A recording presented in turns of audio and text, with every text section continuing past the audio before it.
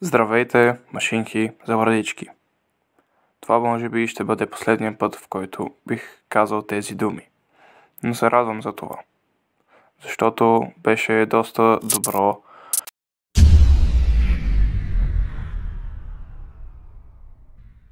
Под ягодите.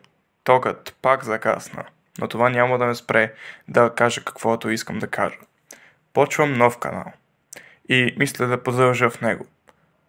В този канал няма да се съдържа нищо повече от това, което се съдържаше в миналия. И, нов контент.